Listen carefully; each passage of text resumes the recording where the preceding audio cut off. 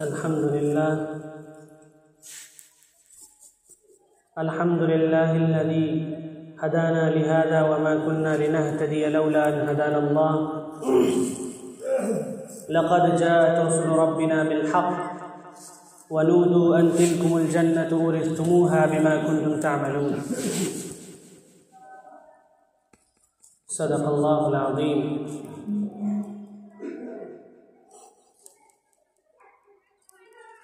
मेरे मोहतरम बुजुर्गों, दोस्तों और अजीज़ नौजवानों,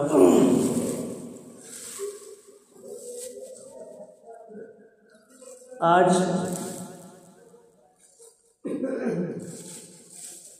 जो कई जुगों से बात हो रही थी वज़ू और गुस्ल, आज उससे कुछ टॉपिक अलग है, क्योंकि ये महीना जो है ये शाबान का महीना चल रहा है और इसके बाद जो 12 महीने में सबसे बाबरकत महीना है रमज़ानुल मुबारक का, वो बस आने ही वाला है, कुछ ही अय्याम बाकी हैं। तो सोचा कि कुछ अहम और बुनियादी बातें जिसमें हम बहुत कोताही बरतते हैं और बहुत सी चीज़ें ऐसी होती हैं जो हमसे छूट जाती हैं,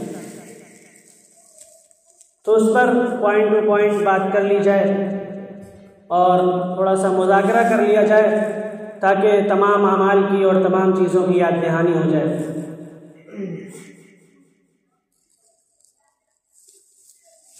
देखिए, अल्लाह ताला ने कुरान मजीद में साफ ऐलान फरमाया है, या अय्युहल्लज़ीना आमनू कुतिबा अलैकुमुस्सियाम कमा कुतिबा अलल्लज़ीना मिन क़ब्लिकुम लअल्लकुम तत्तक़ून। क्या ईमान वालों, तुम पर रोज़े फ़र्ज़ किए गए हैं जैसा कि तुमसे पहले लोगों पर किए गए। और ये क्यों किए गए? ताकि तुम्हारे अंदर तक़वा आ जाए, अल्लाह का खौफ आ जाए, हर चीज़ की पाकी, हर तरीक़े से अपने दिल को साफ कर लिया जाए। 11 महीने हमारे खाने पीने कमाने हर मशगूलियात में हमारे गुज़रते हैं, लेकिन अल्लाह ताला ने इसमें जो रोज़े फ़र्ज़ किए गए हैं तो इसमें साफ ईमान वालों से मुखातब करते हुए ये कहा गया है कि ऐ ईमान वालों, रोज़े फ़र्ज़ किए गए हैं, इनको पूरा रखिए और अपने अंदर खशियत इलाही, खौफ इलाही पैदा करिए। तो मेरे मुहतरम बुजुर्गों, दोस्तों, रमज़ानुल मुबारक के जो रोज़े अल्लाह ताला ने हमको जो नेमत के तौर पर दिए हैं, इनके आने से पहले, रमज़ान के अय्याम शुरू होने से पहले हमको बहुत सी बातों का ख्याल रखना है, क्योंकि रोज़ा जो है सिर्फ भूखा रहने का नाम नहीं है, बल्कि रोज़ा हर उस चीज़ से बचने का नाम है जो बुराई की तरफ ले जाए। जिस चीज़ से अल्लाह ताला का खौफ हमारे दिल से निकल जाए, जो भी चीज़ ऐसी हमारे और रोज़े के बीच में आए, उससे हम तौबा कर लें। तो इसमें सबसे पहली बात जो आपसे बयान करनी है वो ये है कि हमारे और अल्लाह के दरमियान के जो मामलात हैं, जो 11 महीने हमने गुजारे हैं, ये किस तरीके से गुजारे हैं। क्या हमने अल्लाह ताला के हुक्मों के मुताबिक 11 महीने गुजारे? क्या हमने अपने कारोबार में पूरे तरीके से, जिस तरीके से हमको नबी ने तरीक़ा बताया गया है, नबी ने तरीक़ा बताया है, क्या हमने उस पर अमल करते हुए अपने कारोबार किए, या हमने अपने पड़ोसियों के साथ ऐसे बर्ताव किए जैसे बताए गए हैं? नहीं।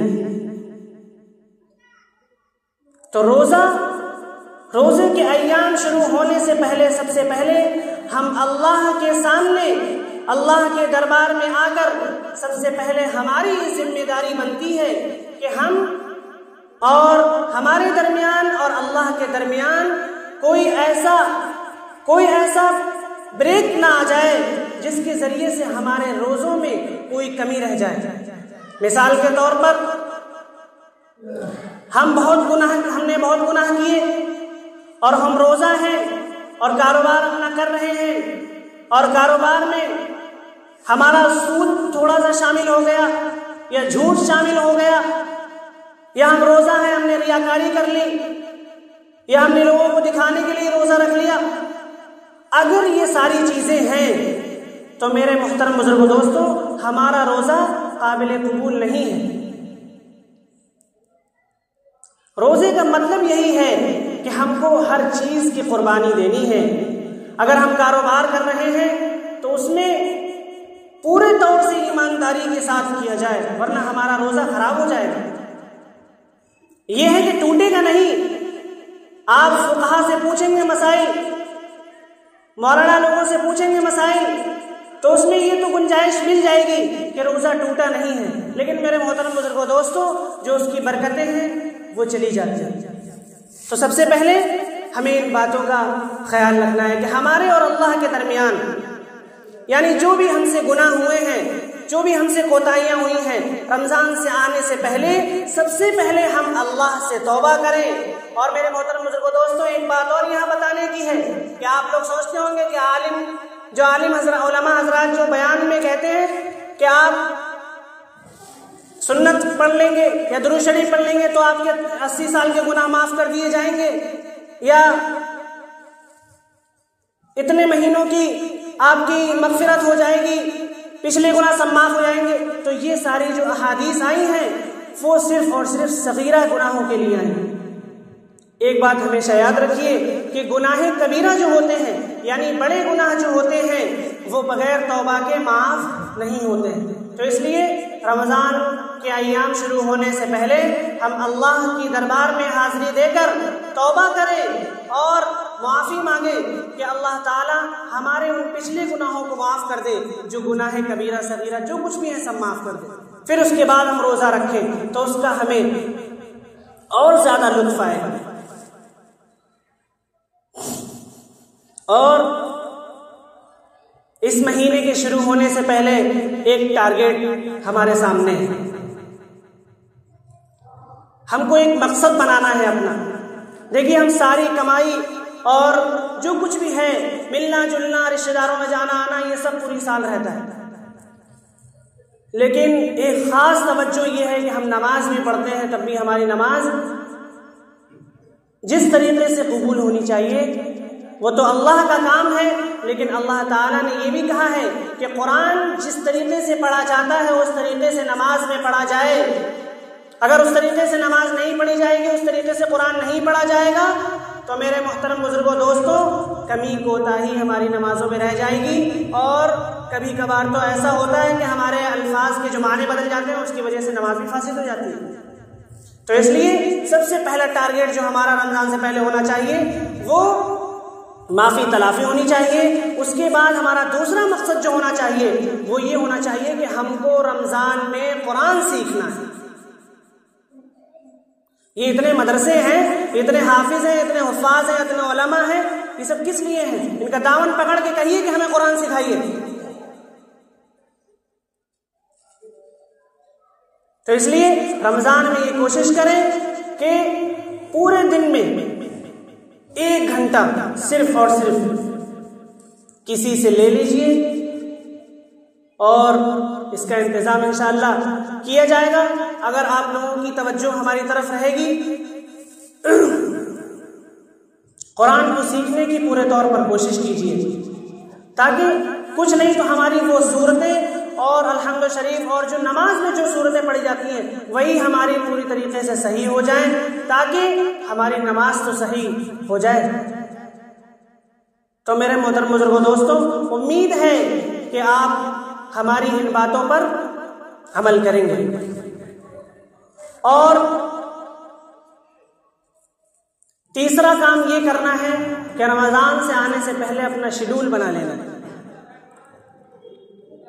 यानी हमें किस टाइम किस वक्त हमें कुरान की तिलावत के लिए निकालना है, कौन सा वक्त हमें कुरान की तिलावत के लिए निकालना है, कौन सा वक्त हमें मस्जिद में ज़िक्रुल्लाह के लिए निकालना है, कौन सा सीखने के लिए निकालना है, अपने घर के लिए, घर के कामों के लिए कौन सा वक्त तैयार करना है। तो ये सारी चीज़ें जो हैं अगर रमज़ान से पहले कर ली जाएं तो हम रमज़ान मुबारक का पूरा लुत्फ़ उठा सकते हैं। देखिए, एक कारोबारी के लिए एक सीज़न होता है, जैसे ईद आ रही है, रमज़ान आ रहे हैं, इसी तरीके से और भी त्यौहार आते हैं, तो जो कारोबारी हजरात हैं वो ये तैयारियां करते हैं कि हमारा कारोबार का सीज़न आ रहा है, अब अच्छा हमारा जो सेलमैनी का और जो भी हमारा बिक्री का जो मसला है वो अच्छा चलेगा, इसलिए हम और मज़ीद तरक्की उसमें करते हैं, मज़ीद सामान लेकर आते हैं। तो इसी तरीके से ये भी कि इबादत का सीज़न आ रहा है मेरे मोहतरम बुजुर्गों दोस्तों, अगर हमने इस सीज़न से फ़ायदा नहीं उठाया तो फिर इससे महरूमी की बात क्या होगी, इससे ज़्यादा महरूमी की बात क्या होगी। क्या इतना मुबारक महीना आ रहा है और हम इससे फ़ायदा ना उठा पाए, तो ये भी हमारे लिए बहुत बड़ी नाकामी है और महरूमी की बात है। तो अपना शेड्यूल भी बना लें रमज़ान मुबारक से आने से पहले। और ये भी एक बहुत बड़ा अहम मसला है कि नमाजों की पाबंदी तो रमज़ान में होने लगती है, लेकिन तरावी की पाबंदी तब भी नहीं होती।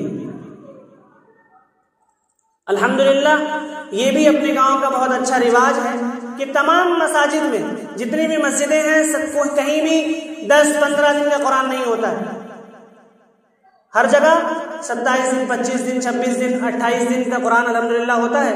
तो ज़्यादा टाइम भी नहीं लगता है, मुश्किल से 1 घंटा, अपना 1 घंटा लगता है, 1.25 घंटा, इससे ज़्यादा नहीं लगेगा।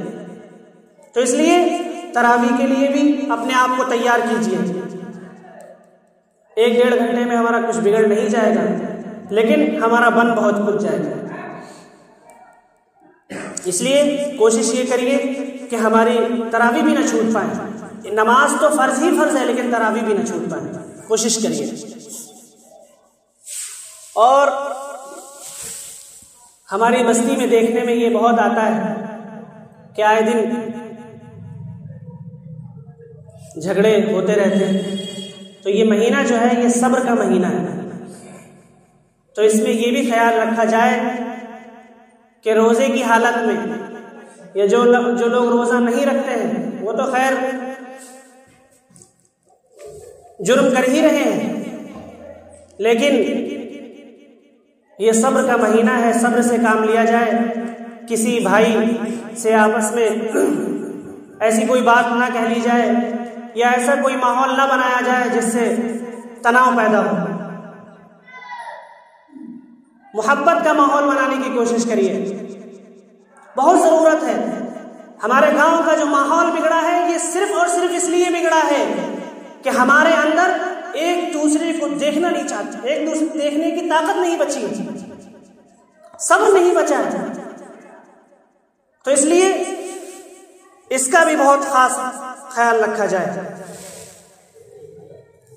और मस्जिद के ताल्लुक से आपसे 2-3 पॉइंट की बातें करनी है। सबसे पहली बात तो ये है कि नमाज से पहले अक्सर लोग ये करते हैं कि रमज़ान में रोज़ा होते हैं तो सोचते हैं कि अल्लाह के घर में चला जाए, वहाँ कुछ वक्त गुजारा जाए।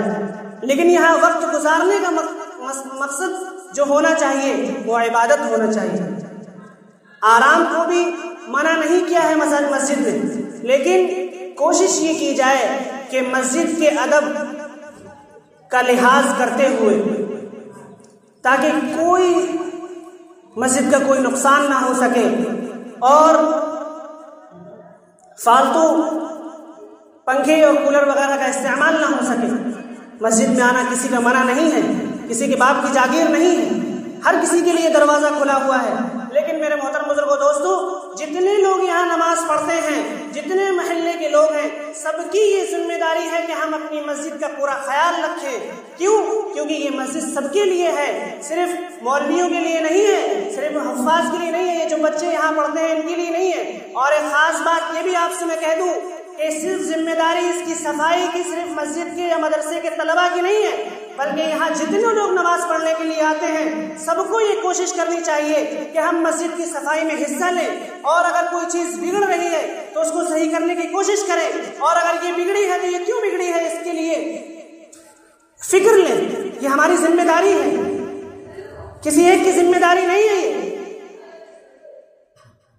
आजकल के मुआशरे में ये बात तो बिल्कुल ज़ाहिर दिखती है कि जो नमाज पढ़ाता है, जो सफाई करता है, अगर उससे कोई गड़बड़ी हो गई तो उसी की टांग खींचेंगे। तो ये चीज अपने दिलों से बिल्कुल निकाल दीजिए कि ये किसी एक की जिम्मेदारी है। अगर इमाम 5 मिनट लेट हो रहा है तो उसकी वजह मालूम करने से पहले कोई बात और कोई लफ्ज मुंह में से नहीं निकलना चाहिए कि ये नमाज इतनी लेट क्यों हुई। ये ऐसे ही करते हैं। तो मेरे मोहतरम बुजुर्गों, दोस्तों, ये सबकी जिम्मेदारी है, जितने लोग नमाज अदा करते हैं और जितने मोहल्ले के लोग हैं, सबकी ये जिम्मेदारी है कि अपनी मस्जिद का पूरा ख्याल रखें। रमजान में छुट्टी हो गई है, कोई बच्चे हमारे पास नहीं है, गांव के बच्चे आते रहते हैं कि हम उनसे इस दिन भी सफाई करवाएंगे तो वो जो है कल हमसे भी छुट के गाँव में भागेंगे कि मौलाना तो हरदम काम कराते रहते हैं। तो इसलिए जितने हमारे नौजवान भाई बैठे हैं, मैं सबको मुखातब करते हुए ये बात कहना चाहता हूँ कि जितने लोग हैं नमाज से पहले आने की कोशिश करें। मस्जिद में अगर कूड़ा करकट है या कुछ भी है तो उसकी सफाई का पूरा ख्याल रखें इंशाअल्लाह। और एक खास बात ये है कि रमजान में बहुत से सुफरा हजरात आते हैं, चंदे वाले लोग आते हैं अपने गाँव में। तो सबसे पहली बात ये है कि पूरी तस्दीक के साथ, क्योंकि कई बार देखने में ये आया है, गांव ही में मैंने 1-2 बार मुसाफा पढ़ा है ऐसे लोगों से कि कोई मदरसा नहीं है, कोई मस्जिद नहीं है, बस चंदे के लिए निकल आए। तो इसका भी खास ख्याल रखें, पहले देख लें ये कहाँ से आए हैं, मदरसा है या नहीं है या क्या चीज़ है। और ज़कात, ज़कात का जहाँ मसरफ है वहीं ज़कात को अपनी दें। मस्जिद में ज़कात नहीं लग सकती है, इसका भी पूरा ख्याल रखें।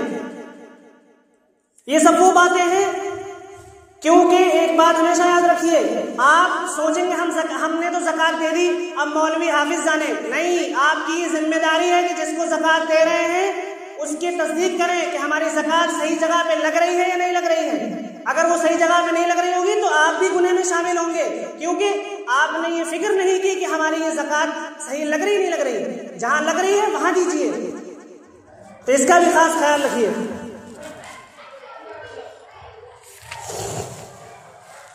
बातें बहुत सी हैं, लेकिन आखिरी बात कहकर मैं अपनी जगह लेता हूं कि तरावी जो यहां पढ़ाता है, हर मस्जिद का चंदा होता है, हर मस्जिद का, और हर जगह होता है। ये कहना बहुत आसान बात है कि तरावी के पैसे नहीं लिए जाते, मैं भी जानता हूं नहीं लिए जाते, लेकिन अगर वही हाफिज आलिम जो तुम्हारी मस्जिद में कुरान सुना रहा है, अगर वही दूसरा काम करेगा तो क्या उसको पैसे नहीं मिलेंगे? मिसाल के तौर पर ई रिक्शा चलाने वाला महीने में 20-25 हज़ार रुपए निकालता है, कुछ नहीं 10,000, 12,000, 15,000 आराम से निकाल लेता है, नहीं निकालता है। आप सब खूब अच्छे से जानते हैं ये बात। तो क्या हम हाफिज मौलवी इतने नाकारे हो गए कि हम कहीं कुछ काम करेंगे तो हमें कहीं मिलेगा नहीं?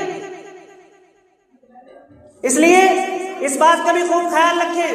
मैं पूरे महल्ले को और सबसे ये बात कहना चाहता हूं कि जो भी कुरान सुनाएगा उसका पूरा ख्याल रखें, खुद तरावी पढ़े, सुने, और उसके बाद उसके हदिये का पूरा ख्याल रखें।